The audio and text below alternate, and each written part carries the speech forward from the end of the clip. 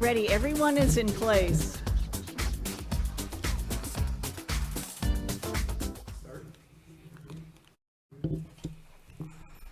Great. Good evening, everybody. Oh, I'm so loud. Welcome to the Nashua Public Library. I know many of the faces in the audience, but if you don't know me yet, my name is Jen McCormick and I am the director here. Been here for 15 years and I love it. One of my favorite parts of every year are the opportunity to engage with voters and advance our goal to, what do I want to say, motivate, engage, and educate voters. I want to thank Nashua Inklink for agreeing to be our partner tonight and Nashua Community Media for coming to live stream this and record it. So anyone at home who can't be here tonight can view this at their leisure in the future. Just a few quick logistics. If you need a restroom, there's a ladies' room right outside the theater. There's a men's room right around the corner, and there's an accessible and family restroom around the corner on the way to the meeting rooms. In case of an emergency, you can leave through either exit at the rear and exit to the outside either through the Chandler wing or through the emergency stairway at the back of the gallery. If you go out this door, the best exit is up the stairs the way you came in. And I'd like to make a plug if you're here tonight. So next week's forum is for Wards 6, 8, and 9. Maybe not relevant to the folks in this audience, but we do hope you'll come back on October 30th for our Alderman at Large forum. And on October 22nd, we're hosting a Board of Education forum, and the League of Women Voters is our partner for that. So without any further ado, I'm going to hand it off to Carol to introduce our speaker. Thank you to Jen for saying all the things I was going to say. That's going to shave a lot of time off of this. But I do want to thank Jen, really, for being the spark plug and getting this going. What a wonderful gift the Nashua Library is to the city of Nashua. I want to thank the candidates, all of you, for your willingness to participate tonight, for filling out your candidate questionnaire, which we've published, and we've had so much positive feedback from residents who are super appreciative that you've taken the time to answer those questions. And I really want to thank you all for taking that bold step forward to run for municipal office, because it takes time, it takes money, it takes character, and those are all things that we want in our elected officials. So thank you, all of you, for doing that. And maybe a little applause? Yeah, sure. Thank you. And finally, I would like to introduce and thank Roni Camille for agreeing to be our moderator for not just this, but for all three of our candidate forums. He's taking time out from his life, and we can't thank him enough for his time. And he's also on the board of CTAB, correct? So he's already giving his time to the community. So that's what makes a community tick, in my opinion, and that's what makes us a great community. So without further ado, people always say that and then they keep talking, but I'm going to stop. Without further ado, I'm going to turn this over to Roni, and here we go. Well, thank you, Carol. Candidates, welcome. Good evening, everyone, and good evening, Nashua.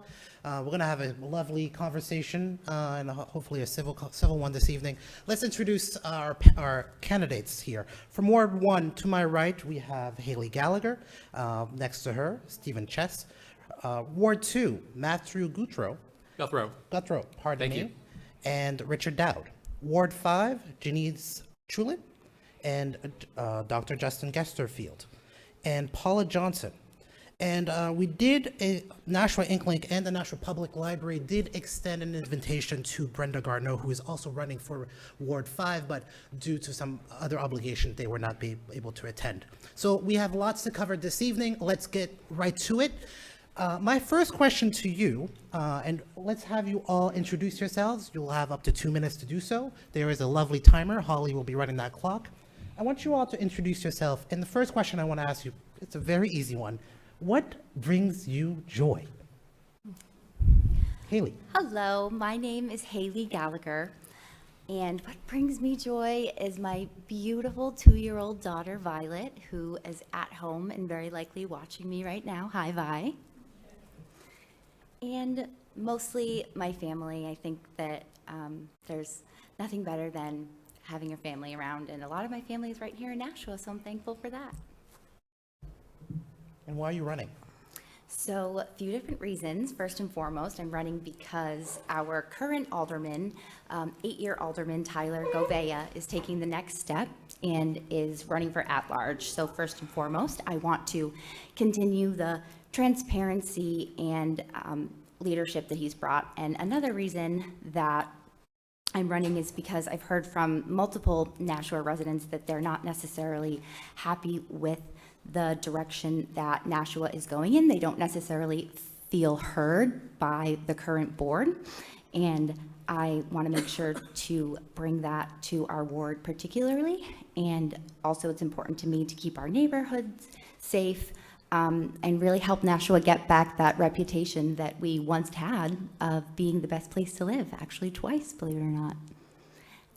And I truly believe in also the property tax rate is something that I've heard from our residents in Ward 1 particularly, and that's something that I'm going to look into further. For example, digging into the budget and really seeing where we can reprioritize some different spending and make sure that we are doing that efficiently and spreading out some of those bigger projects as well.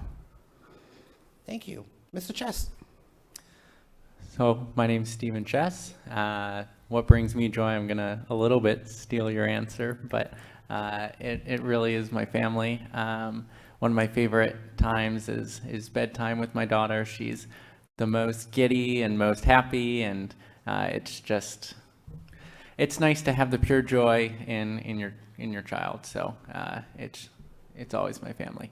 As to why I'm running, I'm assuming that question is next. Sorry if I jumped the gun on that. That is the question. Yes. So I'm running mostly because I think that politics needs a lot more civility. It's honestly, I just want to be someone who steps up and kind of shows that it can be different than I don't like you because you're a Republican. I don't like you because you're a Democrat. I think that all of us really want very similar things. We want a safe community. We want an affordable community. We want a good education for our kids.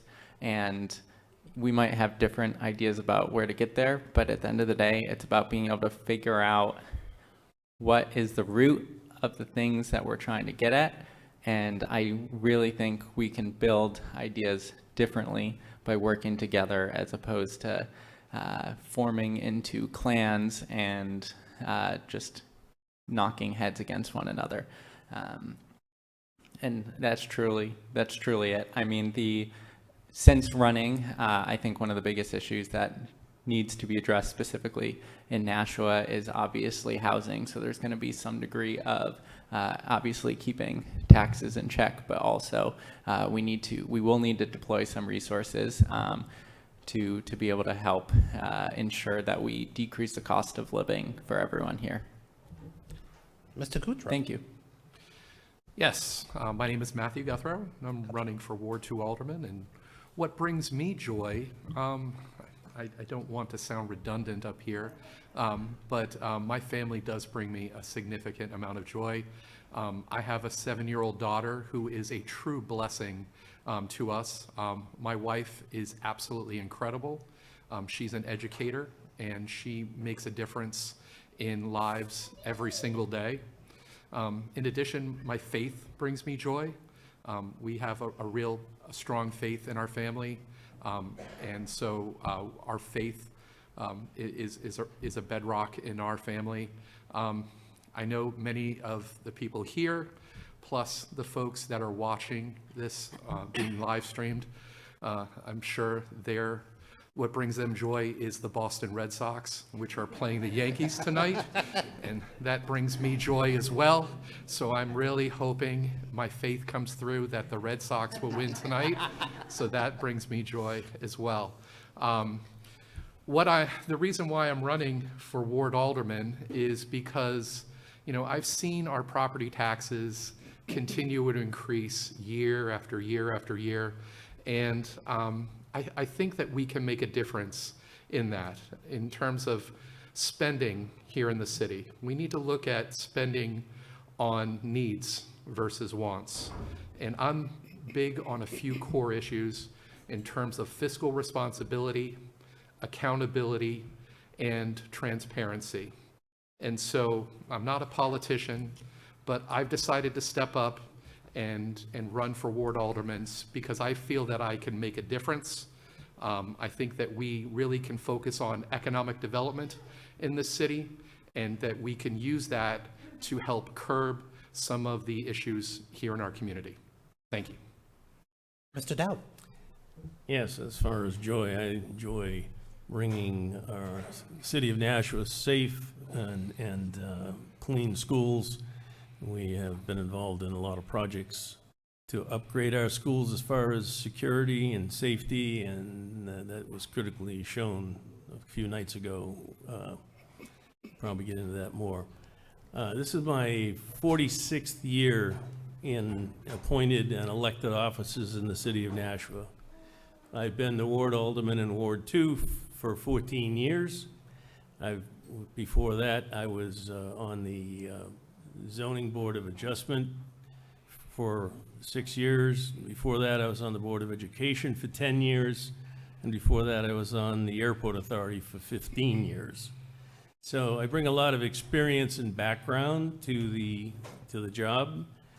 And I have always sort of tutored new people coming onto the board because it's a learning experience when you first start.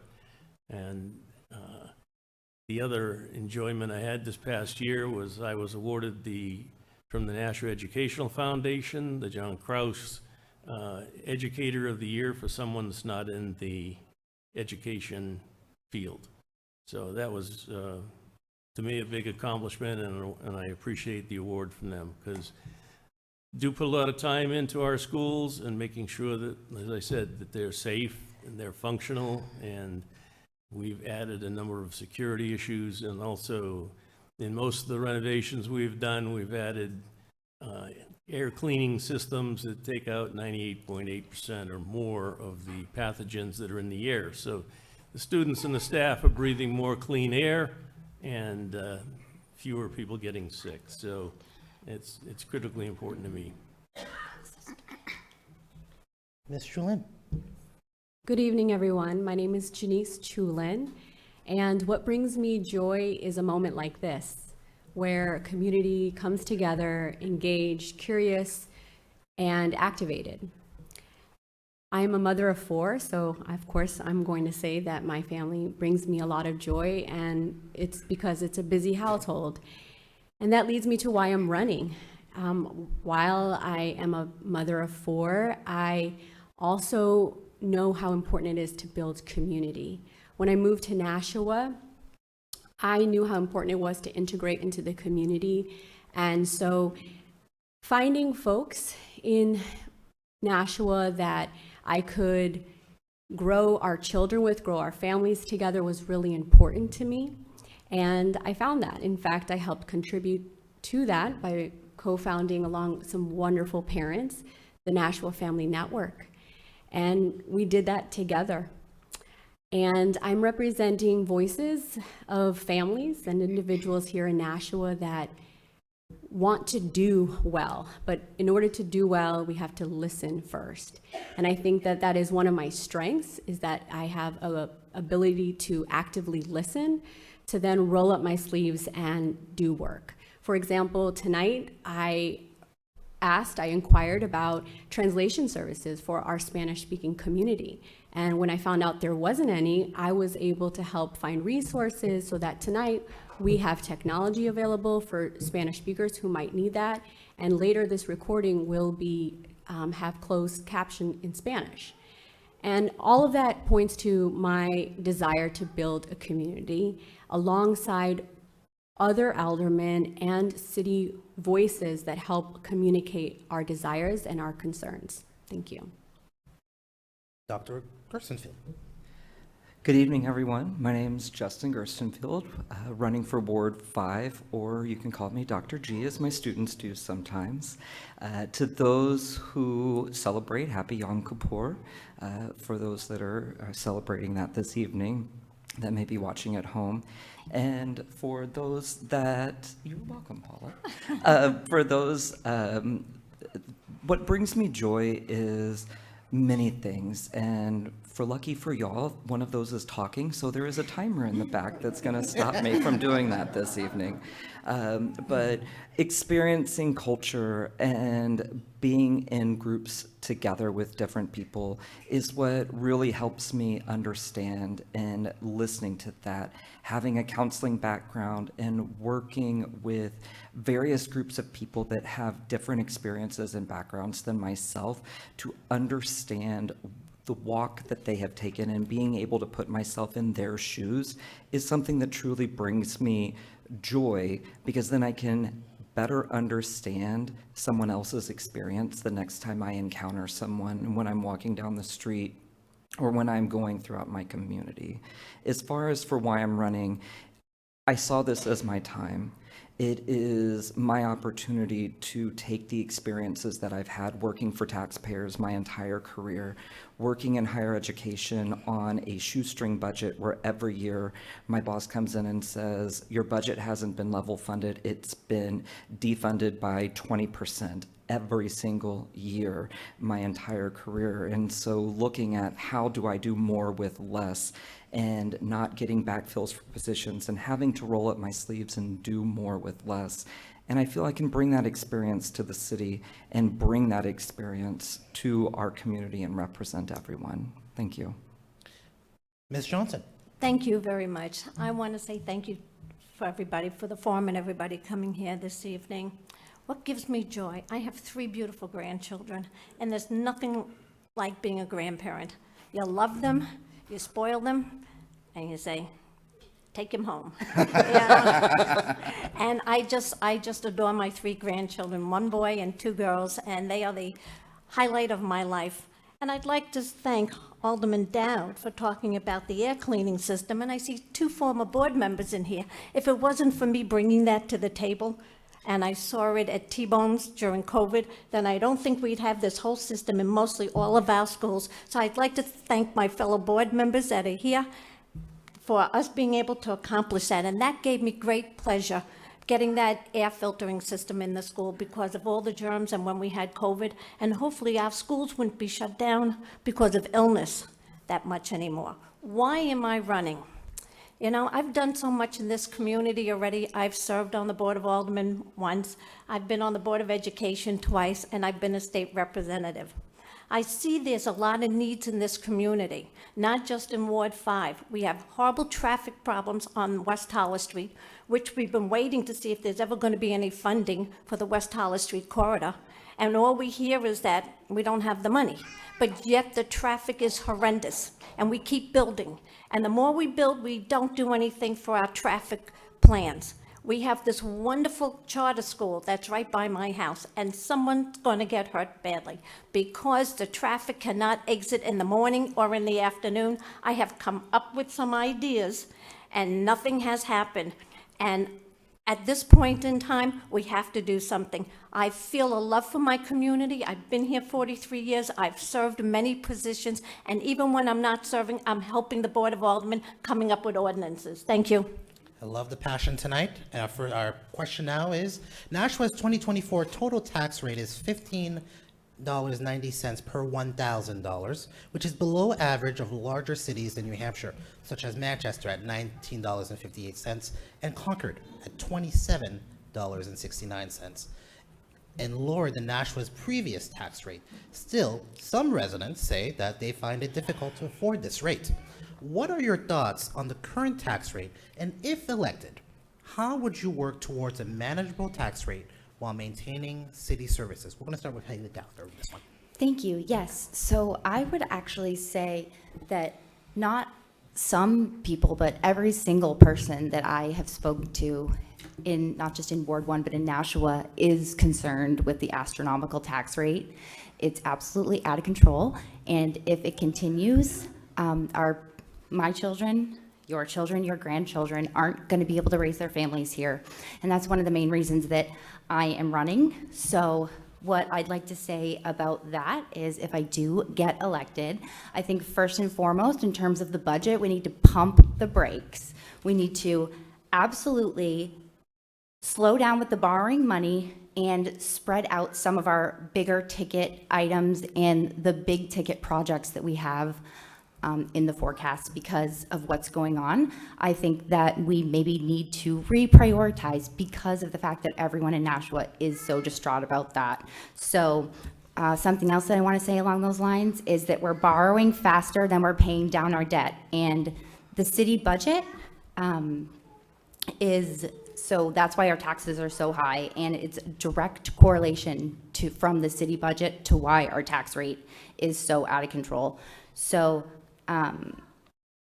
lastly, I just wanted to mention in terms of that, again, that's the number one question that I get from the residents in my ward, and the answer is we're spending and borrowing too much money, and it's a direct correlation to our high property tax rates. Thank you. Mr. Chess. Thank you.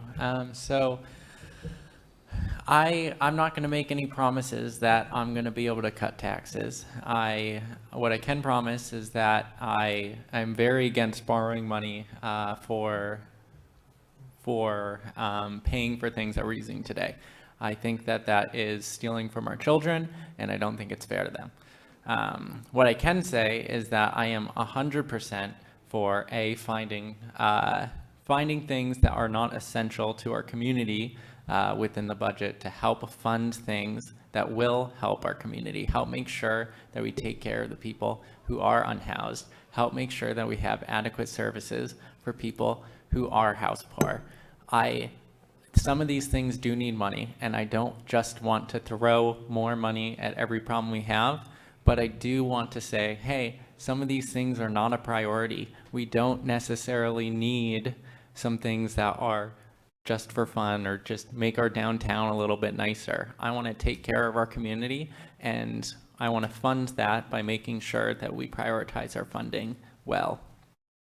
Mr. Guttrow. So as the moderator spoke to, the tax rate this year was $15.90 per 1,000. Guess what, folks? It's going up this year. My approach to reducing Nashua's tax rate centers on broadening the local tax base through prudent economic development and sound fiscal management. I think we can strive to do better here in Nashua when it comes to economic development. Look at Londonderry. They brought in New Balance. And Salem brought in AutoStore, a Norwegian robotics company. I thought the milliards were where we were going to attract new tech companies, but it looks like we're going to focus on housing in that area now. With the state's tax opportunities, I thought, I'm not sure why Nashua isn't more of an attractive destination for new businesses. By attracting new businesses here in Nashua, particularly those involved in mixed use and infill projects, we can increase revenue streams and thereby lessen the community's dependence on residential property taxes. It's also imperative to prioritize bonding initiatives that address essential needs rather than discretionary wants. With Nashua's current management of over $350 million in outstanding debt and approximately 10% of the annual budget to debt service, transparent budgeting process and systematic evaluations of municipal expenditures is critical. These measures will help ensure effective use of taxpayer resources and support a more substantial and sustainable lower tax rate for all residents. Thank you. Mr. Dowd. Well, when it comes to the budget, I've been the budget chair for many years for the city and the Board of Ed before that. So I am very familiar with the budget. And it's something that starts with all of the different divisions, and it gets honed down as it goes through that process, even the Board of Education. I will mention at the time, the Board of Education budget, the Board of Aldermen can make a final cut on the bottom line, but we have no line item authority on the Board of Education. Once we give them a budget, they have the rights to spend it the way they want. As far as the tax rate's concerned, in 2023, the tax rate was $18.23 per thousand. Last year it was $15.90, as was mentioned. I checked with finance today at City Hall, and we're anticipating, and you have to remember that we don't set the tax rate. Tax rate is set by the state. They tell us what the tax rate's going to be, because they have many inputs, including the county budget and other things they have to consider. And right now, we're looking at a tax rate in the $16 to $17 per thousand range. If it's 16, that's only 10 cents more a thousand. So we don't know where it's going to end up exactly, but it's, and trust me, all 15 aldermen, no one likes paying taxes. And they certainly would do anything they could to reduce taxes. I will tell you that we have some fiscal conservatives on the board, which is fine.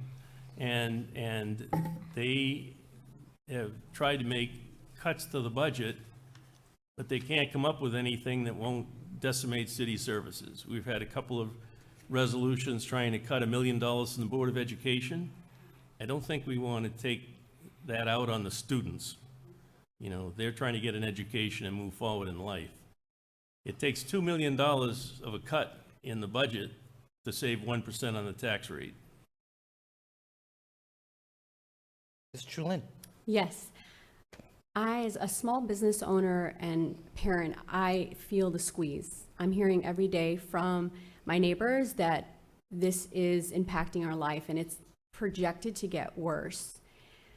With making decisions around what groceries to buy, should I eat, my kids should eat, should I not eat? These are real stories from people that I'm listening to, so the squeeze is real. So to better understand this, I spoke to current aldermen, I spoke to state reps, and the information that I'm learning is that our budget expenses are increasing because the city is taking on more responsibility. When the state used to provide more and appropriate more to our city, they are cutting down drastically. That's why we're feeling the squeeze. One of the things that I would do as alderman is to work strategically with our state reps to make sure we can fortify our voices to the state to let them know our families and community are suffering. I do agree that we have to look at any redundancies that might be happening in the city where we can collaborate with nonprofits who are already doing the work and looking at strengthening their capacity so that we can offset some other expenses. I also believe that we have to widen our tax base. Right now, residents, homeowners are feeling the squeeze because we're taking on more of the taxes. We don't have enough commercial businesses in our community. So I would be focusing on economic development, and that way we can increase our tax base through businesses. So that has to do with a lot, with working with economic development to look at, again, who's doing what and where can we strengthen, because there is a lot of good still going on in Nashua. Dr. Gerstensfield? Much like everyone else has already said, everyone is already feeling the squeeze. Our families are all feeling it, and much like everyone I talk to says the same thing. My taxes are going up and I am having trouble staying in my home. It's the same thing with our residents. They're having trouble buying homes as well.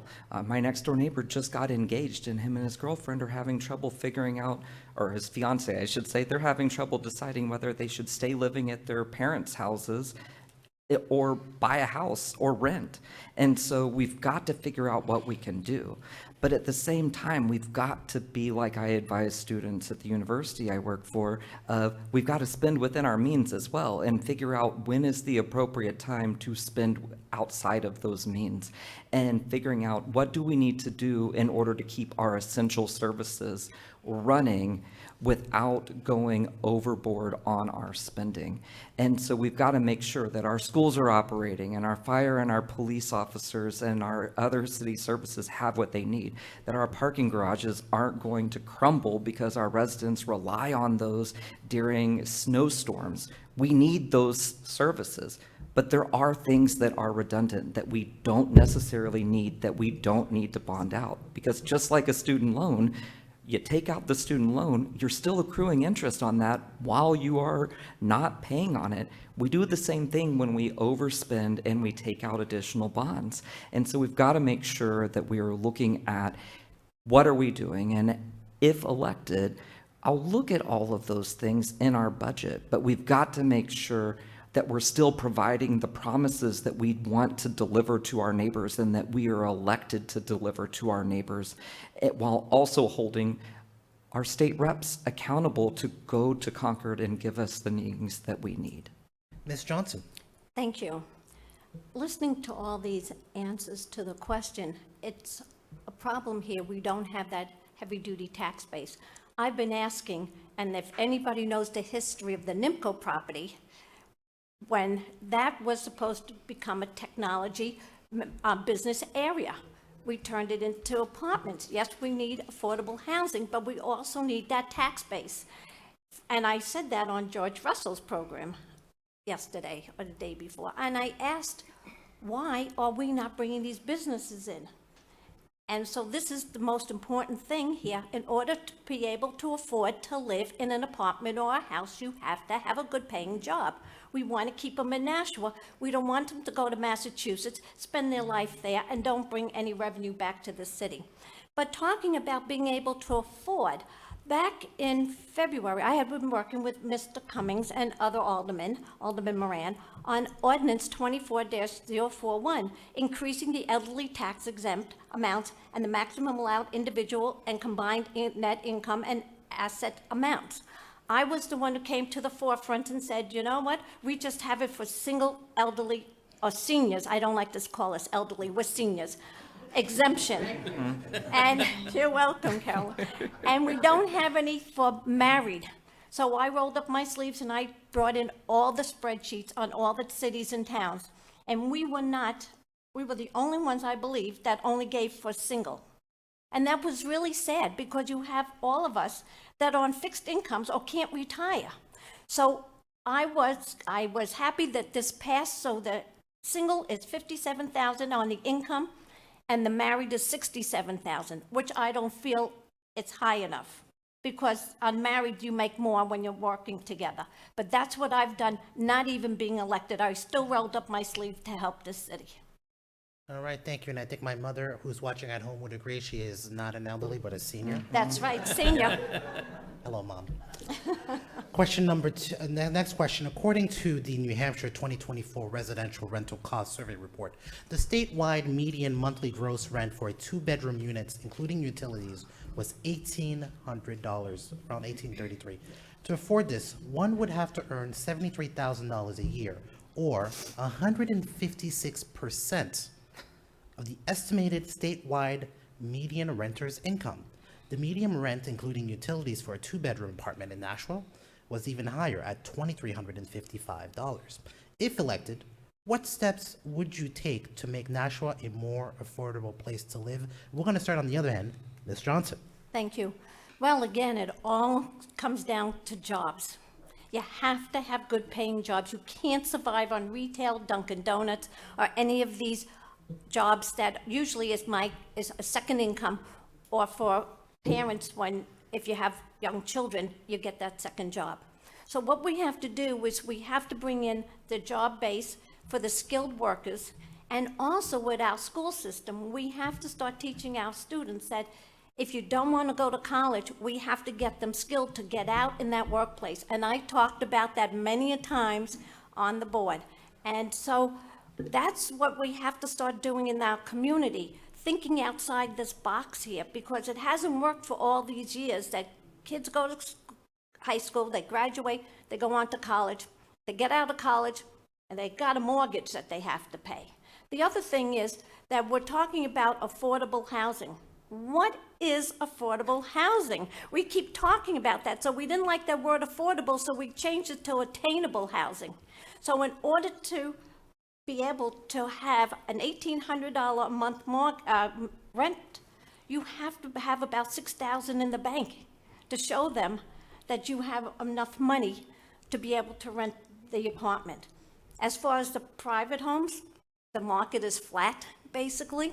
No one's selling because us seniors, where are we going to go? So if we go to Florida and we don't like it, we can't come back because then we can't afford to come back. So that's what's happening. I did speak to a lender, and they was talking about generational housing now, that families are starting to move in like what we had when we were young. We lived with our grandparents and our family. We grew up together, but you were able to afford what you could afford, and that's the problem at this point in time. So this is something you have to sit down, roll up your sleeves, and really decide, what are we looking for in housing in this area? Thank you, Ms. Johnson. Ms. Gallagher. Yeah, thank you so much. So again, going off of what Paulo is saying, I think that the most important part is you need to give people reasons to want to stay in Nashua and want to move to Nashua. So having a well-paying job is going to be the reason that's going to get someone to come to New Hampshire, but more importantly, to get people to be able to stay, because I know so many people who would love to stay in Nashua, but can't, even if they wanted to. So with those jobs, I think that that's important, but also I really feel that it's important, and I've heard people in the past say that it's impossible and there is no way to lower the budget or to make changes to the budget.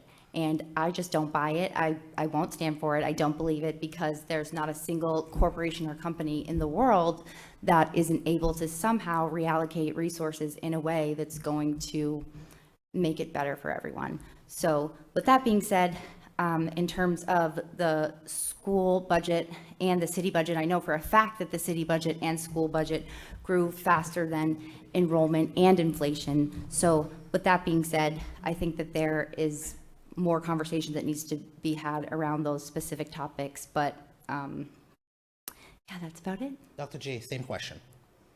Yeah, so I would say a lot of what's already been said, but I think that we've got to go to, like, what is market rate? What is available? And I think we do need to bring in good paying jobs, but I also think we've got to look at what are some of our good paying jobs that we already have in the city that can't afford to live here, like our firefighters and our police officers. Some of them can't afford to already live here. I talked with a firefighter's wife and their son who just moved back from South Carolina, who he can't afford to live in South Carolina because he said the housing cost was too high, and he moved back in with his parents here to return to be a Nashua firefighter, and he still can't afford to buy a home in Nashua. And I think we pay pretty well for firefighters and police officers, and they should be able to afford to live in the city that they're serving. I want them to be able to afford to live in the city that they're serving, but we also need to have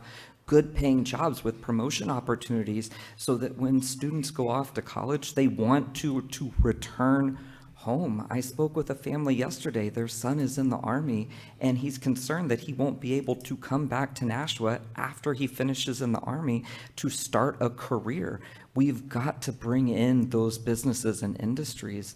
You know, I read when I first moved here that the Broad Street Parkway or the Veteran Street Parkway was supposed to be a technology parkway to bring in businesses. What are we doing to bring in those businesses in order to help bring off the burden of the taxpayers and bring in that affordable housing? And we've also got to stop providing the loopholes for these developers to buy out the affordable pieces of the housing developments that they're building and stop making everything luxury. You walk around our downtown area and every new building that's going up is all luxury condos. What about the affordability of the people that were moving out of the area? Mr. Chess. So we actually had friends who had to move out of Nashua within the last few years because their rent went up 25%, and when they requested why, it was because they could. Quite literally, that was the answer. Didn't even lie about it. And we have a lot of actual rooms in Nashua that go unused. We have. I've talked to many people who are retired, their kids moved out, and they have extra rooms, and it doesn't make sense for them to downsize because the starter level homes are also so expensive. So they have this big house and they really want to go down from there, but there's just no benefit for them. So some of the things that we can do is make it so there are actually incentives built into place for them to either rent out some of those rooms or have accessory dwellings, which allows us to increase some of that supply and give a little incentive back to those people who have that extra room. And what that also can do is help increase the market for that kind of early housing type of work that we need, which will help take away some of the power from people from apartment complexes to just raise rent because, quote, they can. Ms. Chulin? Yes, I was waiting for the timer. Thank you. I agree with what everyone's saying is that, you know, what is affordable housing, number one? That word does not help us understand or define solutions. The problem that we have now is multifaceted and also will require a multi-pronged approach. So from what we heard tonight is around, like, we need businesses to come in, and businesses want to come in. As a small business owner and being on a board around supporting small businesses, I hear from people that they want to come in or they're incentivized, so we have that, but it's about where will their employees live? And that makes it hard. That numbers that you just shared makes it hard for renters, let alone homeowners, to buy a home right now. So one of the steps to make it more affordable is to first, I like the suggestion, and I've been looking into this a lot, about changing our zoning requirements so that we can have more options, accessory dwelling units, as some people have shared already, and working with landlords and that community so that we don't hear responses like that, well, just because I can. We are all suffering, and we can all be part of the solution and look at creative ways to be part of that solution. So having conversations with both landlords and developers. We talk a lot about working with developers and incentivizing them. The next step is to hold them accountable to that incentivization that we are encouraging. I've heard from different folks just sharing around how important is that accountability piece. Thank you. And Mr. Guttrow? Thank you. You know, during this campaign, I've knocked on doors and had conversations with Ward 2 residents who have told me that they're contemplating that they can't afford to retire here in the city that they love. And this is truly heartbreaking. And I've heard many people on this dais talk about how our spending and our budget, it's not really our fault. It's the state's fault. You know, the state, controls our tax rate, and the state controls our problem with our budget. But at the end of the day, the state and federal funds are supplemental funds. Here in Nashua, we have, if you add the school budget and the enterprise funds, we have over $500 million budget here in the city.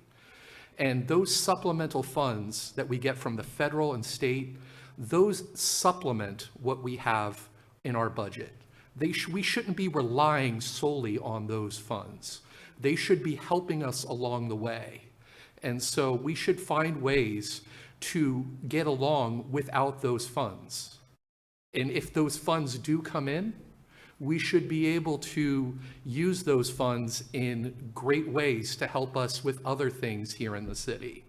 I haven't been your representative here for 14 years. I'm new on this political front, but what I want to bring is a fresh perspective here in Nashua, and look at the budget and look at the way that we're spending. If we're going to make our city more affordable, we need to look at spending, but we also need to look at economic development and the availability of affordable housing here in Nashua. I propose a comprehensive approach that emphasizes efficiency, partnerships, and accountability. Thank you. And Mr. Dowd, you're the last one for this question. Yes, it's again, a multifaceted issue. Right now, rentals in Nashua are less than 0.5% availability. Should be at least over 5%. So that's one of the issues. And we certainly haven't abandoned bringing in technology into the Milliad. That's not what we're doing. But you need to have housing. If you're going to bring people in to work in Nashua, you have to have some place for them to live. Right now, that's not as available as it should be.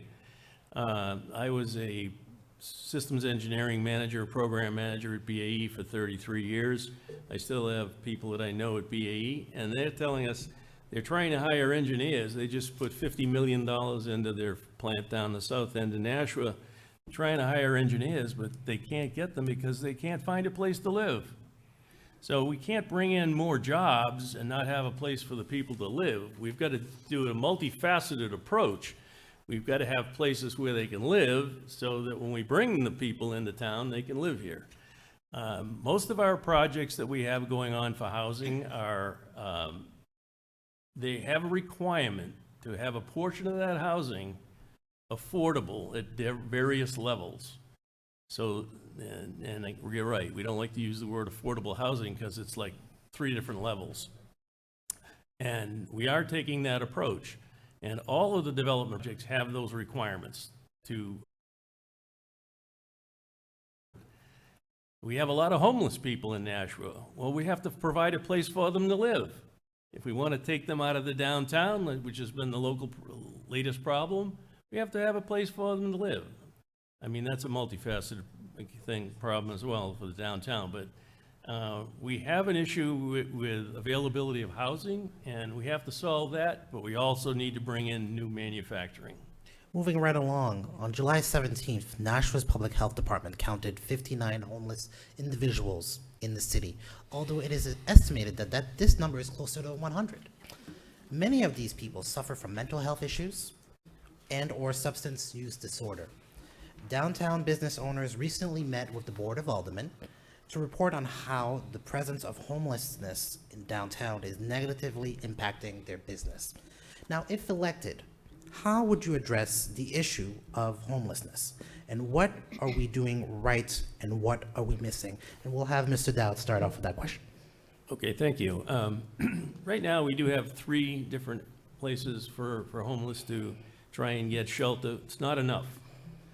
We need to have more places that people can go to have a place to be at night, sleep overnight. We will establish another warming center over the winter, but that's not enough. We need a place all year long where the people can go.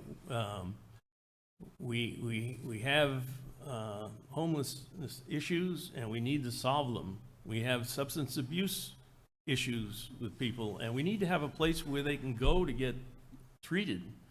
So, you know, that's something that has to be addressed, and we are addressing it, and it's not always as evident because most of the work happens with city staff and then in committee before it ever gets to the Board of Aldermen. So, and people think, oh my God, every time you see a Board of Aldermen meeting, everybody agrees on everything. Well, not necessarily. If you want to find out where all the discussions and arguments are, it's in the committee level. So come to the committee meetings and you'll find out where the disagreements are. And we usually come up to some kind of compromise position that everybody can live with. And that's why there's so much unanimity at the board level. So I think we're taking a really good stab at solving the problems in Nashua, and it doesn't happen overnight. We're working with our public health, we're working with the police, and we're working with other agencies to try and help the homeless people and give them a place that they can feel safe in. Thank you. And most of those meetings are available online on YouTube on the Nashua's government channel. Mr. Guttrow. So in talking to our residents in Ward 2, homelessness is an issue that many feel has been ignored by our city government for some time. It has grown to a public health and safety concern.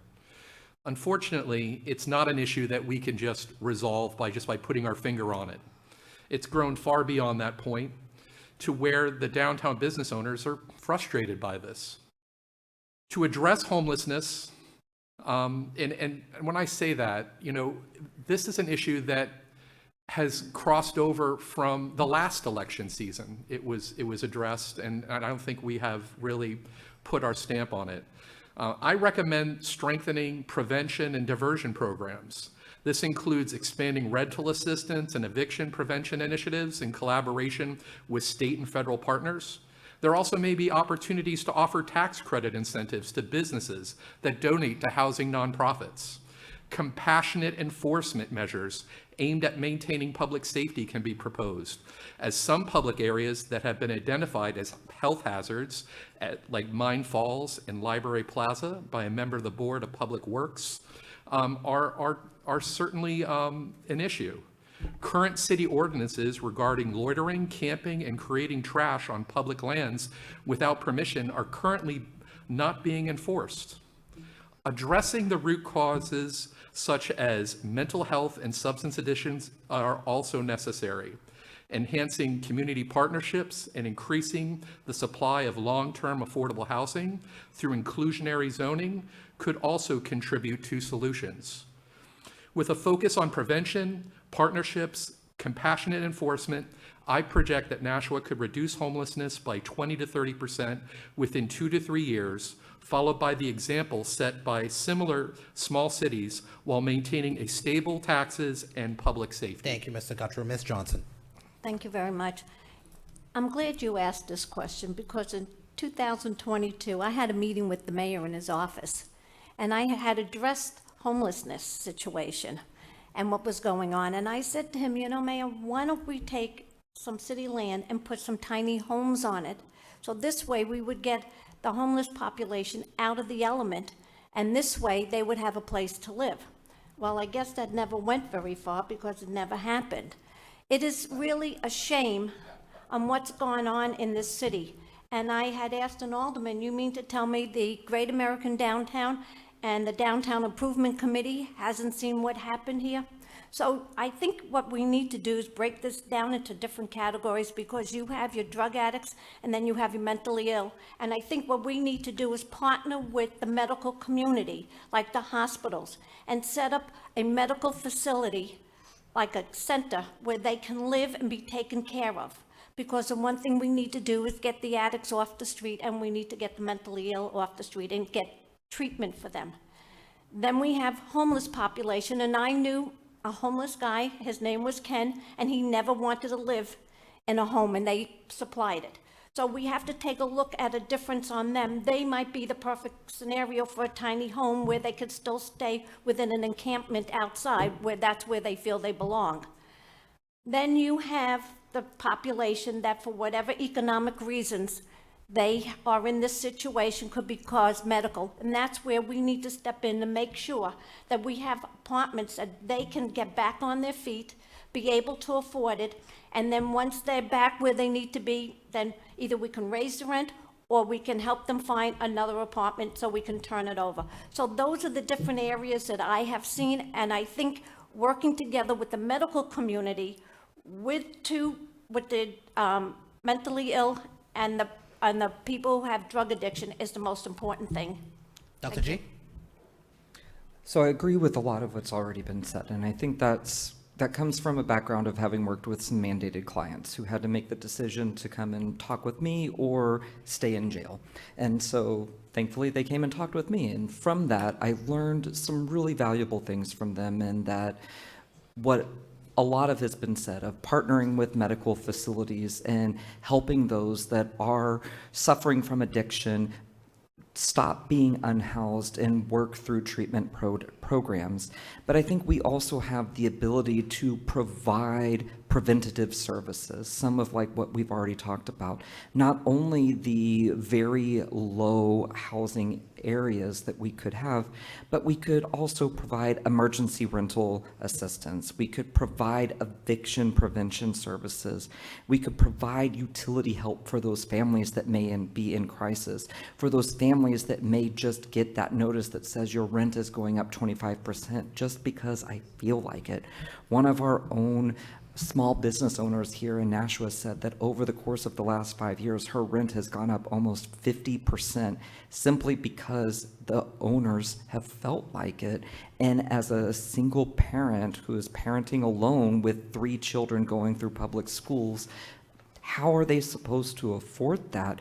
And a lot of times for some of our unhoused population, like most of us, they're one paycheck away from becoming unhoused. And so if we have the ability to provide some of these preventative services, we may be able to stop some of them from ending up on our streets while also bringing around these wraparound services of partnering with our medical facilities to help them as well.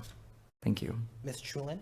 Yes, as we hear from everybody, we understand that homelessness is a multifaceted issue. It intersects with many different aspects of our society. We have kids who may be who may be aging out of foster care. We have domestic violence issues. We have substance misuse issues. The list goes on to causes of homelessness.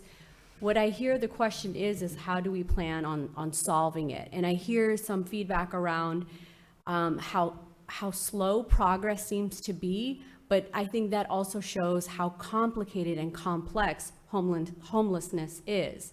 So I hear the ideas of prevention and helping support before there's an issue, so a crisis. And many of our residents don't know of available programs like this.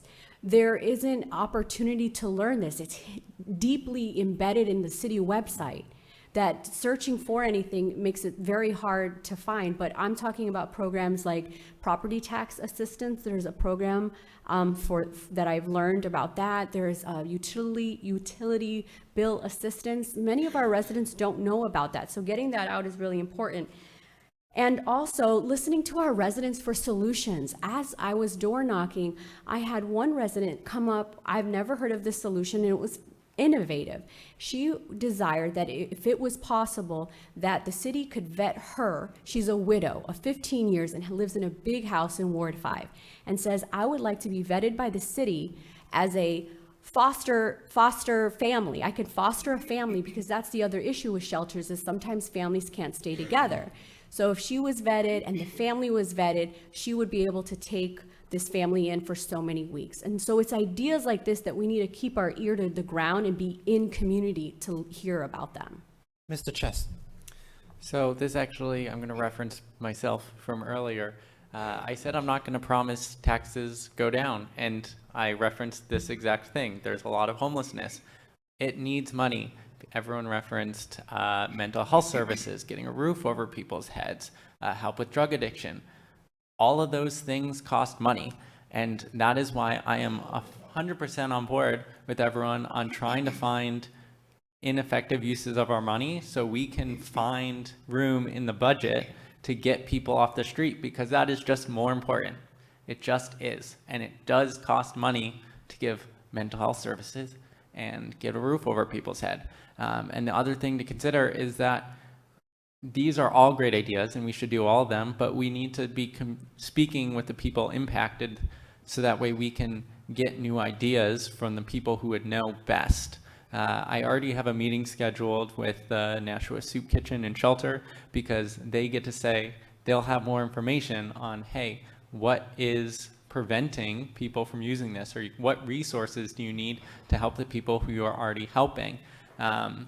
Meeting with the police and reached out to Mary's Place. It's important, and a previously unhoused person in Nashua. These are all different perspectives from this problem. So we do need the funds for this. And again, I don't want to increase taxes. I would love to maintain them. But again, it's going to be hard to throw money at mental health services and all these things. It just costs money, and we need to find other places in the budget and fix these things first before we give money back to the community. Ms. Gallagher, you're closing out this topic. Yes, thank you. So I just want to say first and foremost, regarding the special board of aldermen meeting regarding the homelessness, I was absolutely appalled by the way the current board spoke to our business owners on Main Street specifically, and I think that it's unacceptable for them to say that they didn't know that it was a problem, because the buck stops somewhere, and that's here.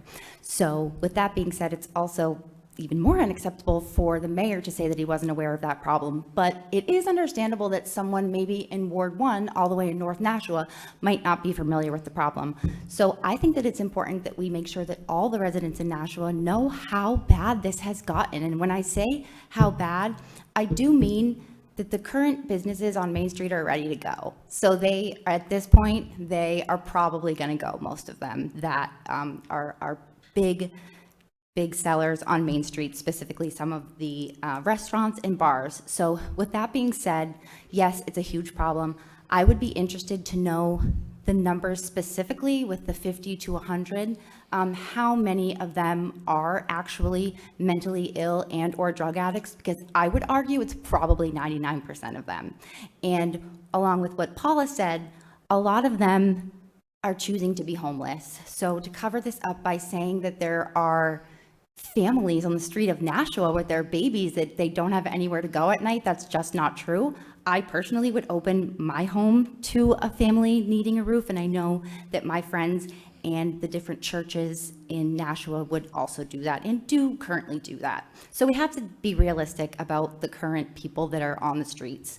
Lastly, I just want to say that there are some ordinances in the works, which is good news, about it's going to allow the Nashua PD to enforce their authority a little more in regards to that. But yeah, thank you. All right. Thank you all for your responses. So being on the Board of Aldermen is like being on a board of directors of a large corporation. You'll be overseeing a city or municipal corporation of 90,000 people, several departments, and 2,700 employees. And as one of the candidates mentioned, the budget is pretty big, close to $500 million. Talk about why you feel uniquely qualified for this position and how you will rise to the responsibility of the job. And we're going to start with Ms. Gallagher. Thank you. Yes, so I think that it's important to get fresh point of views in there. I don't like to say it, but I do blame the older generation of Nashua for the position that we're in today. So if it's going to take my generation to stand up and make a change, I'm going to be the one to do that. And definitely looking forward to challenging some of the issues that have been put out in the past, such as there's no way to lower the budget, and or there's no way, once we send the school budget one way, that's it. But I think that there's more conversations that need to be had around that. Also, in terms of the open jobs in the city, I think we need to take a further look into that and look at the job descriptions and see if there's any redundancy there, because somebody that currently is working for the city is very likely already doing one of those jobs, right? Because if the job isn't filled, someone's doing it. Thank you. Ms. Johnson. Thank you very much. I've sat on both boards. I know what it's like to work on the budget. I was the chair of the Budget Committee for the Board of Education, my last year on the board. 4 years on the Board of Aldermen. I was on the Budget Committee. I was the clerk. The budget is a big, complex book. And you have to understand that budget from the beginning to the end in order to figure out where we're going with this budget.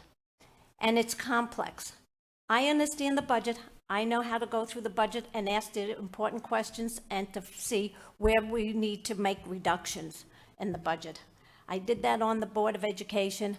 I did not vote on the budgets because I felt that there were areas that we needed more money, like in maintenance. We had like $13 million worth of maintenance projects that weren't getting done because Capital Improvement Committee did not vote on it. So how do you leave your city in some areas not being able to fix buildings? That's why we keep building new buildings that's supposed to last a lifetime, but we're told 20 to 30 years. Well, that can't happen anymore. We need to take a look, see how that money is being appropriated, and then move on, and then look at every line item here, because if we don't, every several years, when we hit 20 to 40 years old, we're going to be tearing down that building and putting up a new building, because the most important thing is maintenance in that budget. Because remember, if you have a faucet that has a leak, do you put a piece of gum in there, hopefully that's gonna clog it? Or do you fix it immediately before it becomes a bigger problem?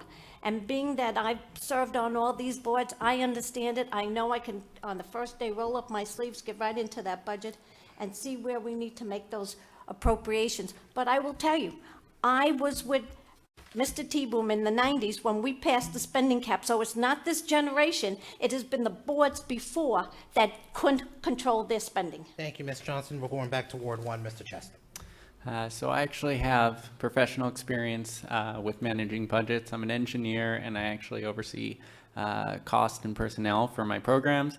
I have experience with other parts of programs running over and saying, hey, you have 80% of the money now, go. And then I have to go through the budget and say, hey, look, we still need to do these things. What can we descope? What can we do in a little bit of a different way? And then I had to communicate that to the customer. I am used to both managing money and also just being honest about what we can do with the money we have. It's exactly why I'm being very transparent with you today and saying, yeah, I want to help the homeless, and it's not free. I'm not going to make promises that I'm going to solve all your problems and I'm going to get rid of all taxes. It's not the case. I'm going to just be as transparent as I can with the experience I have managing money, and my priorities is going to be using the money we have to help the most people and help people who need it. Dr. G. So I think at the end of the day, what is important to me when I'm looking to serve is that at the end, we're all neighbors. We're all neighbors trying to do the best that we can. And having worked my entire career for taxpayers, having to account for every pencil that I have picked up and every pen that I have used. I joked with Paula when I started tonight that I have to shake my printer ink, for those that still use ink, before I can put it back in. I assure you that every penny that I have ever spent has been used. Writing grants and having to do all of the budget that goes along with that, to that is how I continue to be awarded multi-million-dollar grants to continue funding to help college students be able to finish their degrees or go to technical school. And that's the same type of experience I want to bring with fresh eyes to the city of Nashua, looking at the experience as someone who's in their middle age, which I hate to say because I don't feel elderly and I don't feel middle-aged, but looking at it as the generation that is now having to work multiple jobs to help pay to make sure my senior parents or in-laws can stay in their homes, but also because of the rising cost of childcare, because people are paying what should be the cost of a mortgage in order to put their kids in after-school care. So looking at this as being in the sandwich, going into the city and saying, okay, what do we actually need to spend our money on? Because we can't keep pushing it back onto our neighbors, but we also have to keep the lights on and make sure that when we pick up the phone and call 911 or when we send out the school buses, that they can go and pick up our kids and take them to school. And that's the type of experience and neighborly attitude that I plan to bring to City Hall. Mr. Guttrow. So I work in the travel industry and I manage large million-dollar budgets for large and small business owners and help them reach their financial success.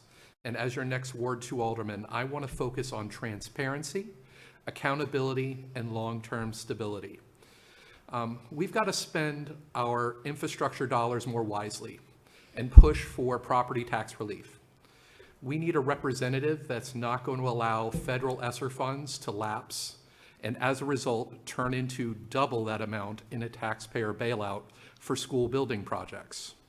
We need a representative that's going to remain focused on preventative maintenance at Stello Stadium, that's going to keep our athletes safe and won't leave parents scrambling for places for our kids to play football, soccer, and lacrosse at the last minute at a much higher cost than the city of Nashua. That will all change when I become your Ward 2 Alderman.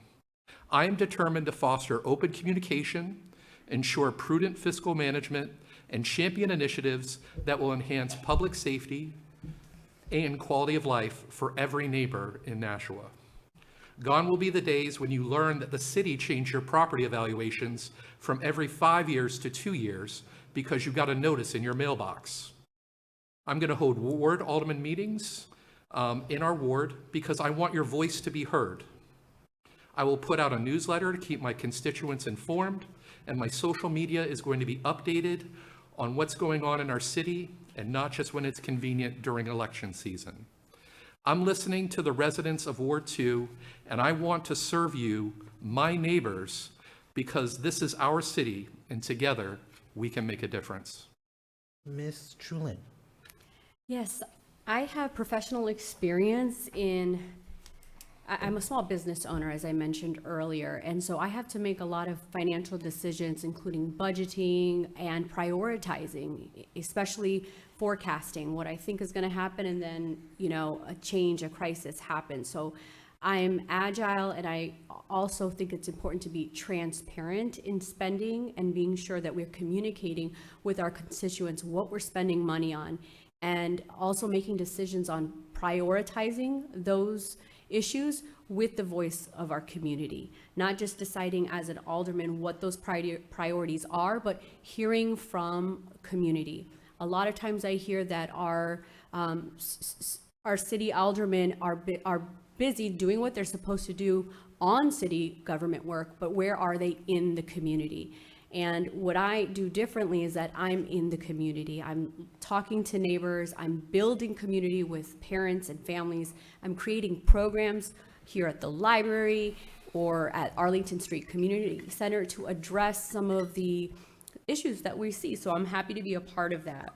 I also think it's important, as in addition to being transparent, but making sure that we be fiscally responsible, that we have an adequate budget for spending money on programs that we believe are important or required. Thank you. Mr. Dowd. Yeah, first of all, there was a lot of misinformation there.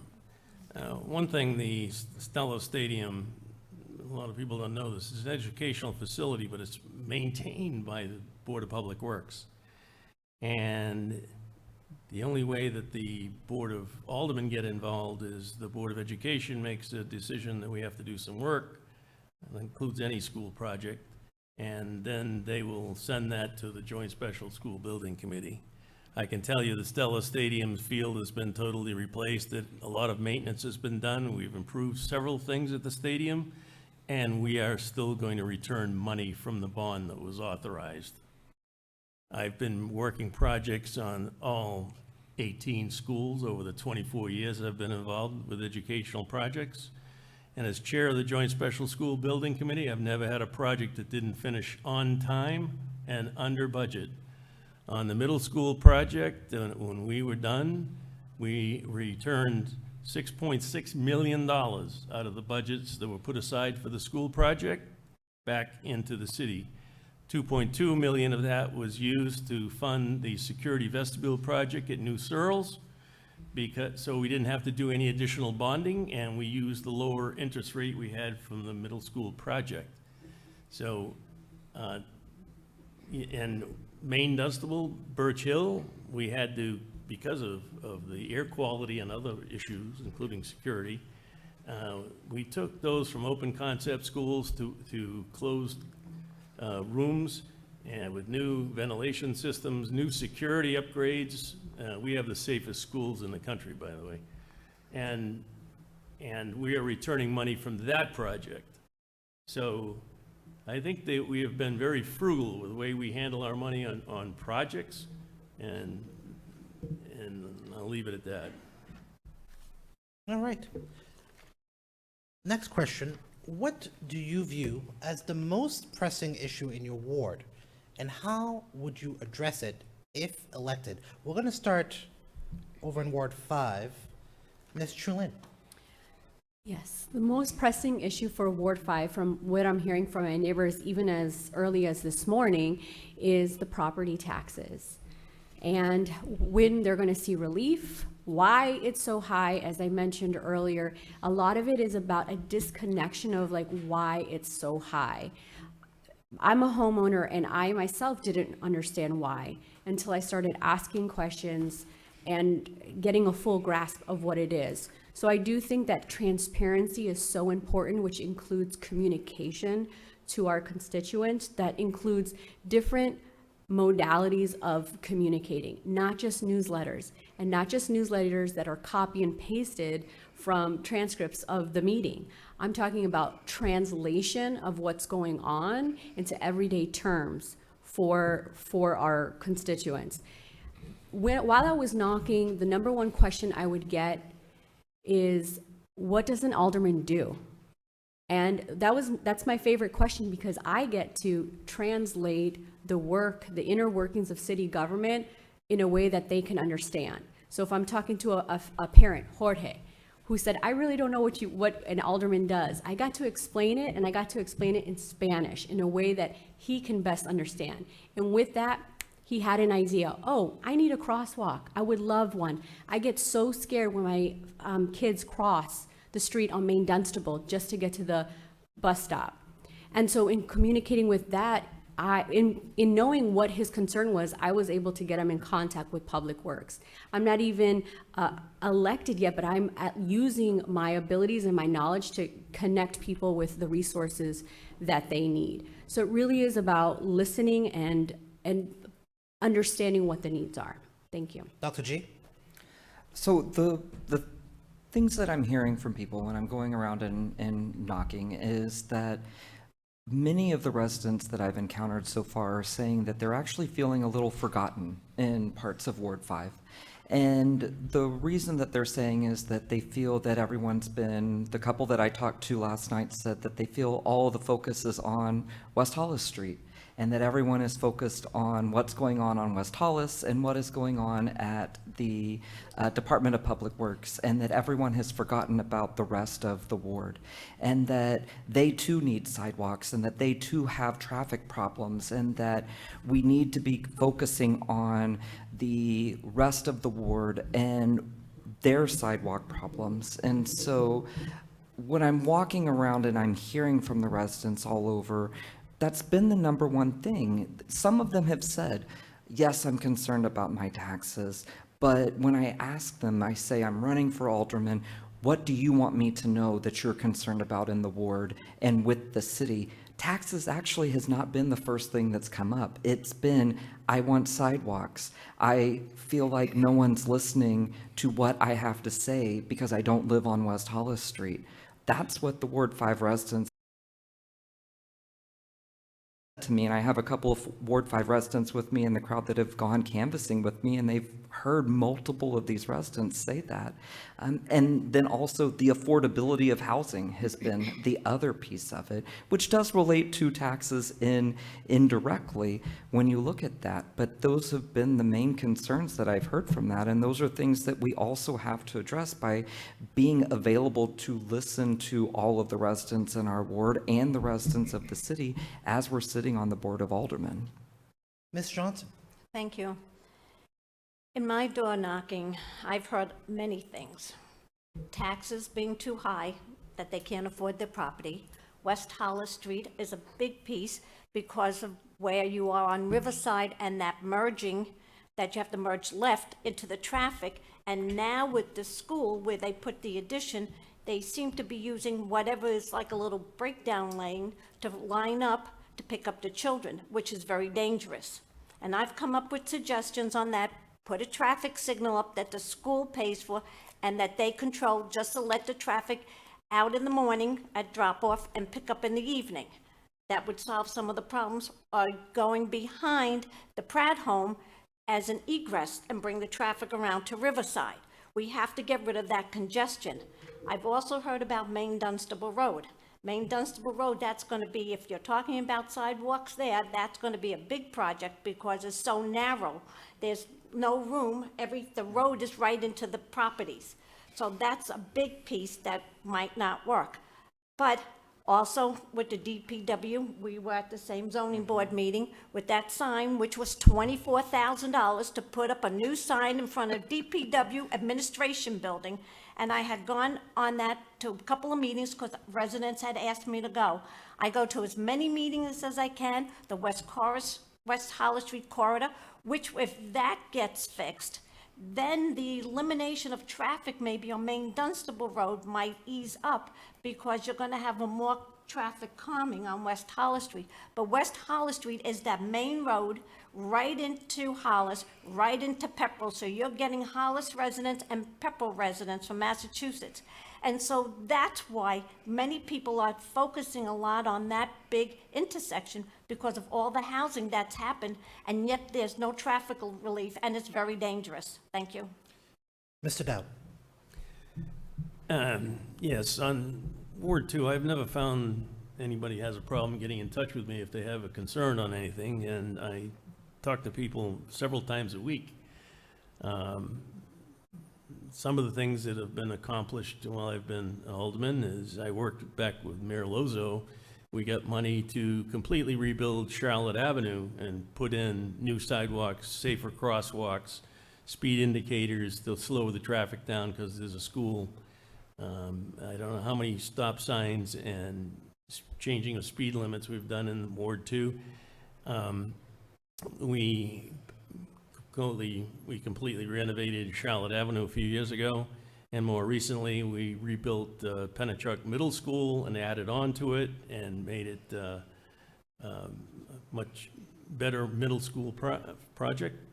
And another project that happened on Tinker Road was there's a curve on Tinker Road that was having multiple accidents, and the neighbors were very concerned, got in touch with me. I got in touch with DPW right away. We put up signs to slow things down to 20 miles an hour with arrows. And about 2 days after we did that, a car went flipping off the road right into one of those people's backyards. So now DPW has gone in. They've changed the gravel on the side of the road because what was happening is cars were hitting there with their tires and they were flipping over. And they fixed that, and they temporarily have Jersey barriers up on that corner, and it's going to be replaced at some point with a guardrail. So all those people on Preserve Drive are very, very happy that they're not having cars flinging into their backyards where their kids play. So, I mean, I can go on and on. I had a woman today that was concerned about helicopter traffic from the airport, and I gave her some suggestions, and she's very happy with what was taking place. Thank you, Mr. Dowd. Mr. Guttrow. So I've been walking Ward 2 for a while now. I've been doing so much walking around Ward 2. I've developed plantar fasciitis now. I guess it's just a cause of my love for my neighbors in Ward 2. But the main concerns that we hear, that I hear in Ward 2 is the tax rate and the concerns about property taxes. Some of the other concerns that I hear from my neighbors in Ward 2 is that they feel that the city is spending a tremendous amount of money and resources on the downtown area, and they're wondering, with their property taxes, why isn't that money being spent in our ward as well? And so that's a concern for them. When I decided to run for ward alderman, my neighbors asked me to run for ward alderman because back in February, we had a snowstorm and we had some issues with plowing by DPW. Now, I want to preface these comments by saying I believe that the men and women that work with DPW are probably the hardest working people in our city. I mean, they're working night and day on those trucks plowing. But for some reason or another, our leadership had not gotten them to our neighborhoods during this one snowstorm in February, and we had to wait almost a full day for them to plow our streets.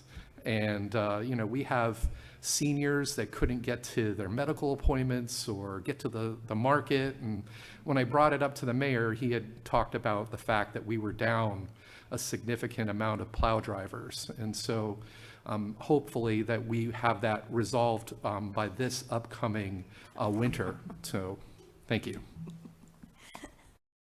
Mr. Chess.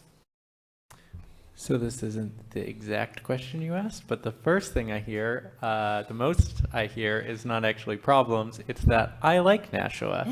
Nashua is a great place. I don't really want it to change. I don't want it to be Boston. I don't want it to be this. I like Nashua. And that's really great to hear. People like our city, and that's a good data point because we aren't trying to reinvent the wheel here. We're not trying to tear everything down and start anew. Nashua is a great place. It really is. The two biggest issues I hear are usually in kind of a joking way, but obviously it is a serious issue, is taxes, and the other one is homelessness. I have talked your ear off tonight about both of those, so I'm going to go to the third most thing I hear, because you know my opinions on taxes and homelessness right now. And that is honestly some things that I guess you kind of heard with the other answers, which is, hey, right here, kids are jaywalking. It's unsafe. Cars are still going fast. It's a 30-mile-an-hour road down Broad Street, but it's coming from 5 lanes, and people are just zooming by. Like, can we do something about that? Hey, there's like a sign there that is 30 years old. The letters can't be seen anymore, and it's outdated. Can we get rid of that? It's the little things like that that really add up in the community, and those are honestly small dime things. Again, everything costs something, but small dime things that when you start adding them up, help make our community a safer place, a nicer place, and just it makes it Nashua, which everyone loves. Ms. Gallagher. Yeah, thank you. I'm so glad that you said that, Stephen, because that's something that I noticed too, and it makes sense because we're talking to the same people in the same ward. But honestly, it has fully restored my faith in humanity, talking to all the lovely people that I've spoken to within Ward 1 so far. And the majority of people have said, I love Nashua. That's why I live here, and that's why I feel so strongly about making the decisions that are going to affect my children and their children in the best way possible. So, of course, the number one concern that I've heard is the tax rate, the property taxes. But I'm going to go in a little bit of a different direction because we have talked so much about that. And I'm going to talk about safety and specifically Mines Falls. So I've heard a few different residents are concerned and they no longer feel comfortable walking their dog through Mines Falls. I know that I and my mom, we walk our dogs through Mines Falls regularly, and I personally no longer feel safe. I know that my mom will say, don't do it, don't walk your dog alone in there even during the day anymore, because of the not only homeless people, but very clearly mentally disturbed. And I actually heard from some residents that their children that go to Nashua High were walking through Mines Falls and were actually approached to be sold something. So that is just absolutely unacceptable. And I think that that is very important. And what I've heard from the city when I ask, why aren't these people that are breaking the laws being arrested? And they kind of come back with, well, the ordinances are too vague. But I know for a fact that we have an ordinance that specifically states that there's no sleeping on conservation land, and Mines Falls is conservation land. So with that being said, I think that it's just the voices of the residents of Ward 1 need to be heard, and instances like that. Thank you. All right, and the following questions were taken from the Nashua Inc. Voters Guide responses, and you could check the Voters Guide response on the Nashua Inc. website. Ms. Gallagher, when asked what your strategy would be to lower the tax rate for Nashua residents, you said your strategy would be to control spending, prioritize essential services, and ensure every dollar is used efficiently. How would you distinguish between essential services and non-essential services? So I think the big point there is going to be looking further into the specific roles and is there any redundancy there and duplicity. So I think that, like I said, with a lot of the current open roles in the city, if there's not someone in that job right now, someone's definitely doing it. So taking a look further into that. Okay. Mr. Chess, this is your first time running for a political position. What inspired you to venture into politics and run for alderman? So I kind of dabbled on this a little bit at the very beginning, but we'll touch back at it. It's civility.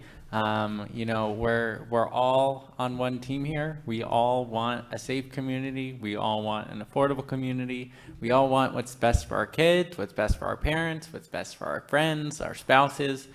That's all any of us want. And I think when you really get down to the root of it, I think we can agree on a lot of things, and we're going to need to debate on it. And instead of what I feel like I see too often of things being potentially voted on party lines, or, you know, people kind of bashing heads against each other, bring that kind of engineering frame of mind that I have of saying, maybe I'm wrong. Maybe I don't know how to do this right. Maybe you have great ideas that you can put into it too. And I think we need more of that. And it's something that I have a strength at. And I want to offer what I can to the community in an area that I think I see we struggle.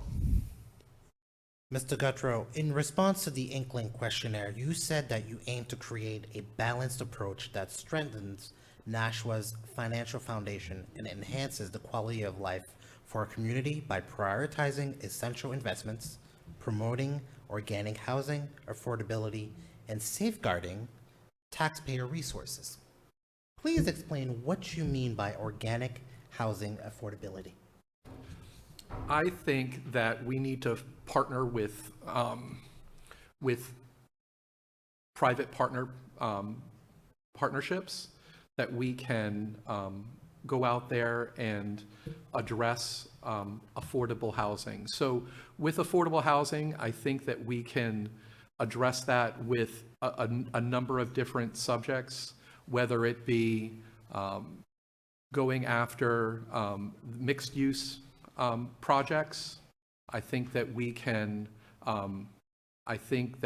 use infill projects to help us address affordable housing. I think that we need to hold these builders accountable and make sure that the different levels of affordable housing are being met. And if they're not being met at a certain rate, that we have the ability to create legislation that will claw back some of those subsidies that we are giving back to them, so that we can ensure that affordable housing is met. And in terms of some of your the other points that I made on there, I think that we just need to look at how we're spending here in the city and make sure that we are spending based upon needs and not just wants. Mr. Dowd, you said that the largest impact on our city budget is driven by the state, and that the state support for education and the retirement system are below what they should be. You also said that the board hopes to work with the state legislature to provide additional state funding to reduce property taxes. What relationship does the Board of Aldermen currently have with state legislatures, and how does the aldermen communicate to them their concerns and needs of the city? And does the communication between the board legislature change, and if so, how? I think we have a pretty good relationship with our state reps, and we meet with them all the time and talk to them all the time. And it's amazing how they go up and serve us day to day for $100 a year. I mean, it's crazy. And there were 400 of them. The two things that the state could help us on, chances are they're not going to, but if it's been through like multiple court cases, they're not providing adequate money for education. And if the state provided us with the amount of money the courts are saying they should be paying us per student for education, your tax rate would go in half or better.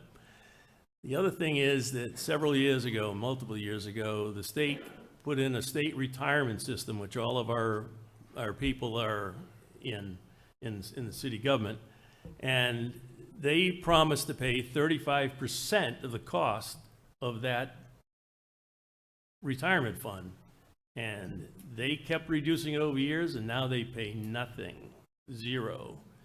The one year when they paid 15, a couple of years ago, Alderman O'Brien got them to pay 15% through legislative efforts, and it brought us like $2 million, which is 1% on the tax rate. I mean, So I doubt that they're going to be able to do anything, because I just read in the Union Leader today that they're $400 million short on the highway project going up to Manchester and beyond, and they're stopping it. They're stopping it because they don't have the money. So the congestion that you see going through Merrimack these days is going to be probably in place till 2030. To me, that's crazy. So hopefully, if the state can find some money somewhere, which I doubt, we need to get it. Thank you, Mr. Dowd. We are out of time for your response. Ms. Chulin, you said your main goal as alderman is to help build a government that listens, acts, and works closely with the people it serves to make our neighborhoods safer, healthier, and more connected. How will you ensure that citizen voices will be heard at City Hall? I hope that in the time that I've spent with you and those watching online, I've shown you that I'm a doer and I'm a listener. From my work with Nashua Family Network, with having language access available for these forums, and to the point of how I'm connecting with by opening opportunities and pathways to continue to listen to them. One neighbor told me that they don't usually vote for municipal elections, but because of me, she is going to go and vote, and she's going to help her 18-year-old register to vote. And she's got her mom who's so do you see the ripple effect that one person can ignite and inspire in others? So I hope to continue to be that. I already have a proven track record of doing that as well. I think that one of the opportunities that City Hall has is to continue to think of ways to bring in our voices, but also look to our youth. We have the City of Manchester that welcomes youth as a youth advisory board to participate in city government, and I'd love to see that here for Nashua. So I'm thinking not just about our families and individuals, but also just across generations. I met a neighbor who's 94 years old, lives alone, has been widowed for 20 years, and she still volunteers at St. Joseph Hospital. She doesn't drive, but she gets picked up. So I asked, how will you get to vote? How will you get to the voting booth? I'll pick you up. And she said, I have a neighbor who's already offered. And so that's the kind of communication and connection that I want to continue to help build here in Nashua. Dr. G, in your response to the Inkling questionnaire, you said that you have spent your career making tough budget decisions, and that tough decisions and asking hard questions are not things you are afraid to do if elected. You also spoke about finding new ways to expand the housing options and tax base. We see that there's a big issue tonight, the topic at hand. What tough decisions would you make to expand housing options and the tax base? So I think we have to look at how we can redevelop other areas in Nashua, and that might have to be looking outside of downtown. We might have to look at some of these areas and go to some of these private owners that are hoarding in some of our land that the city doesn't own, that is just sitting there vacant.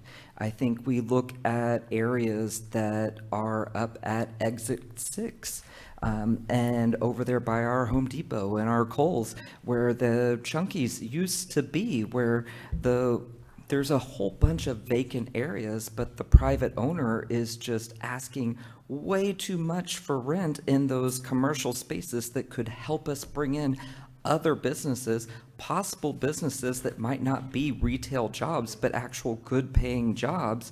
But we've got to find a way to do a public-private partnership that would redevelop that land space that would allow us to do that. But we've got to have a city partnership that goes to that owner and says, here's what we've done, and here's how we could redevelop that area that would make you, the landowner, money, but also help our residents by bringing in these new jobs that are going to provide opportunities for our citizens, while also maybe doing around some of those wraparounds. It could have housing, it could have the mixed-use development, and this is some of the things that we actually did when I went through the city academy here in Nashua. We actually sat down with our city planner and actually did a small focus group for them to actually take and look at that whole shopping center area. So I think those are some of the innovative ideas that we have to do, and that goes to what has been said here of actually listening to our residents and our youth of what can we do to provide them the future that they need to be successful and want to continue living here. Thank you. Ms. Johnston, you have said that part of the conversation of affordability is expanding job opportunities in the city. How can the city foster the growth of job opportunities? Well, you have to have a good, I'm got to think it in my brain, the person, economic development director who's going to go out and speak with businesses, just like Justin said. You could take old buildings and turn them into new technology centers.